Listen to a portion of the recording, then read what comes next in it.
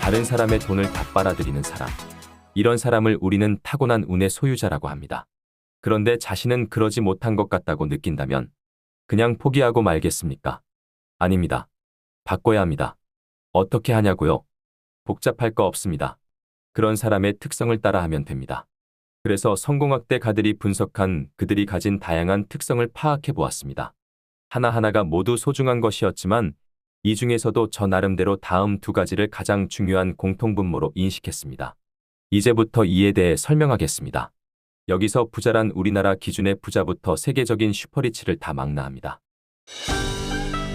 첫째는 성공을 위한 리치 블루프린트, 즉 경제 청사진의 개념과 개선 방향에 대해서 완전히 이해하는 것입니다. 나도 그런 거 준비해보았지만 아무 소용없던데요? 글쎄요, 꿈만 가지고 그린 것이기 때문에 그런 겁니다. 작가 조시 빌링스의 말을 귀담아 들어보죠. 우리가 성공하지 못하는 이유는 무엇을 몰라서가 아닙니다. 잘못된 것을 알고 있다는 것, 그것이 성공의 가장 큰 장애물이라는 거죠. 이 말은 뭘 뜻하는 걸까요? 배우는 것뿐 아니라 버리는 것도 중요하다는 겁니다. 그래서 우선적으로 해야 할 것은 당신의 생각과 행동 방식이 당신을 지금 이 자리에 데려다 놓았다는 사실을 깨닫는 일입니다. 당신이 지금 부자이고 게다가 진정으로 행복하다면 다행이지만 만약 그렇지 않다면 당신의 생각 상자에 잘못된 내용물이 들어있을 가능성을 고려해야 합니다. 이를테면 지금의 내 사고방식이 전적으로 옳아 또한 적합하다고 믿어 와 같이 전혀 의심치 않은 잘못된 생각들 말입니다. 삶을 더 높은 차원으로 끌어올리려면 과거의 생각과 행동 방식을 일정 부분 버리고 새로운 것을 받아들여야 합니다. 결국에는 결과가 이야기할 것입니다. 부와 성공은 리치 블루프린트에 따라 움직입니다. 파산한 사람들이 왜 그렇게 되었을까요? 돈 많던 사람들이 왜 한순간에 망하는 걸까요? 일생에 대기회가 왔다고 생각했을 때 왜 그것이 부질없이 날아가 버리는 걸까요? 겉으로 보기에는 경기 침체나 형편없는 동업자나 기타 무슨 이유로든 또는 단지 운이 없어서 그런 것 같아 보입니다. 하지만 내면을 들여다보면 사뭇 다릅니다. 이것이 진짜 이유인 거죠. 내적으로 준비되지 않은 상태에서 큰 돈과 마주치면 그 돈은 금세 없어지고 기회는 사라집니다. 왜 많은 사람들이 성공을 누리지 못할까요? 막대한 돈과 성공을 창출하고 유지할 내적 능력이 없는 탓입니다. 돈과 성공과 함께 따라오기 마련인 도전들을 감당할 능력이 없기 때문입니다. 이것이 큰 돈을 벌지 못하는 1차적인 원인인 겁니다. 리치 블루프린트, 직설적으로 말하면 돈에 대한 청사진이란 무엇일까요? 짓고자 하는 건물에 대해 미리 세워둔 청사진, 즉 계획 또는 디자인처럼 경제 청사진은 당신이 돈에 관하여 짜놓은 프로그램 또는 돈과 관계하는 방식을 말합니다.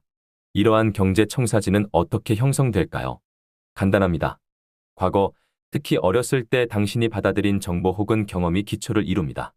1차적으로 이런 정보와 경험의 배경은 부모님, 형제자매, 친구, 선생님, 종교 등입니다. 우리는 돈에 대해 어떻게 생각하고 어떻게 행동해야 하는지 배우며 자랐던 걸 기억할 겁니다. 이렇게 부지불식간에 배운 것들이 프로그래밍 되어 살아가는 내내 자동적으로 나타나게 됩니다.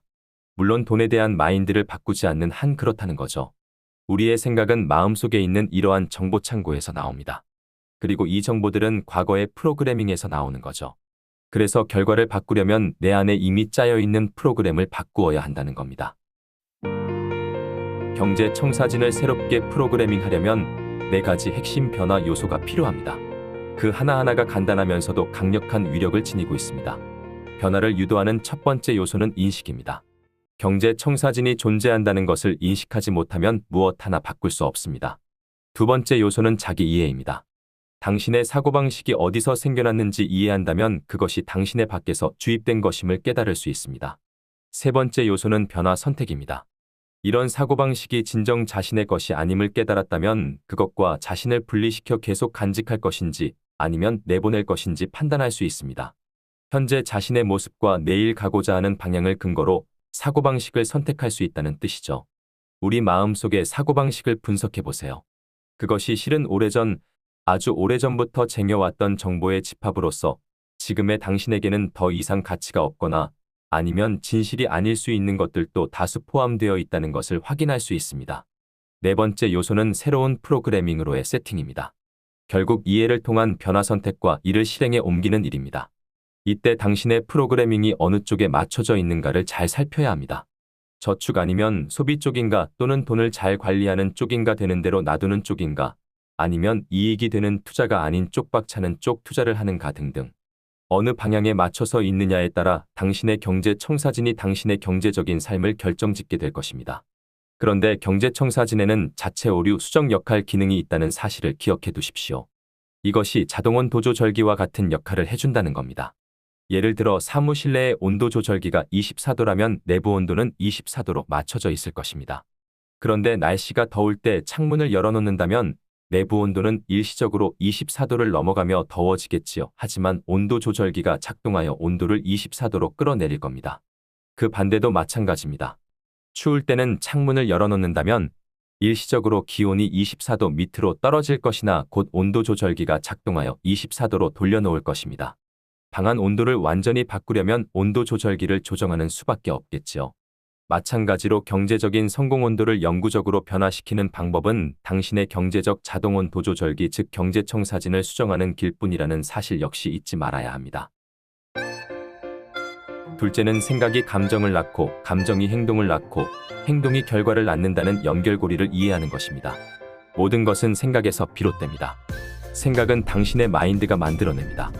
마인드는 우리 생활의 기본이며 강력한 도구입니다. 그럼에도 불구하고 우리들 대부분은 이처럼 기본적이고 강력한 도구를 유용하게 활용할 줄 모르고 있습니다. 놀랍지 않은가요? 그래서 먼저 마인드의 작동 방식을 살펴보는 작업부터 시작해 보도록 합니다. 마인드는 커다란 생각상자라고 할 수 있습니다. 생각상자에 이런저런 정보들을 넣을 때는 생존을 위해 쉽게 꺼내 쓸 수 있도록 각각의 파일의 제목을 써서 정리해 넣습니다. 여기서 주목할 것은 번영이 아니라 생존을 위해서라는 점입니다. 어떤 상황이 닥치면 당신은 생각상자에 들어가 어떻게 반응해야 하는가를 결정합니다. 예를 들어 경제적인 문제를 고려한다면 자동적으로 돈이라는 제목이 붙은 생각 파일에 들어가 그 안에서 행동을 결정합니다. 당신이 돈에 대해 생각할 수 있는 것들은 당신의 돈에 대한 생각 파일에 저장되어 있는 내용이죠. 그것이 당신이 생각할 수 있는 전부입니다. 머릿속에 들어있는 내용이 그것뿐이니까요. 그 파일 안에서 어떤 것이 논리적이며 합리적으로 시기적절한지를 결정할 때는 당신이 옳다고 믿는 것을 선택하게 되겠지요. 그런데 당신이 옳다고 믿는 선택이 성공적인 선택이 아닐 수도 있습니다. 당신이 매우 합당하다고 생각하는 그것이 실제로는 한심한 결과물을 내놓는 불상사를 초래할 수도 있다는 뜻인 거죠. 다시 말하자면 경제적인 성공에 어울리지 않는 생각들을 갖고 있다면 그런 선택밖에 할 수 없게 됩니다. 그게 당연하고 합당한 겁니다.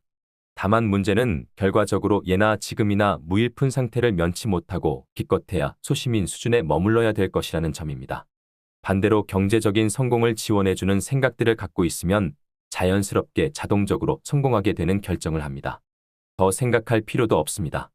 평상시에 올바른 사고방식이 성공적인 결과를 낳는다는 점을 잊지 마십시오.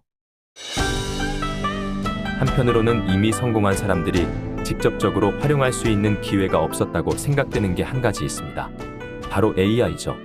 현재 빠르게 발전하고 있고 우리의 삶에 엄청난 변화를 가져올 이것을 우리들이 최대한 우리들만의 무기로 유용하게 이용할 수 있다고 봅니다. 이건 여러분의 영리한 선택, 즉 생각상자의 이와 관련한 실용적 활용 방식을 넣어두는 것이죠. 어쨌든 다른 거 다 필요 없습니다.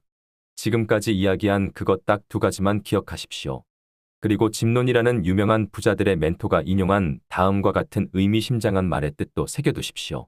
세상의 모든 부자들 돈을 모두 한 곳에 모은 다음 모든 사람에게 공평하게 나누어 준다고 가정해보죠. 그러면 모든 사람이 행복하게 되지 않을까요? 불행히도 그렇지 않습니다.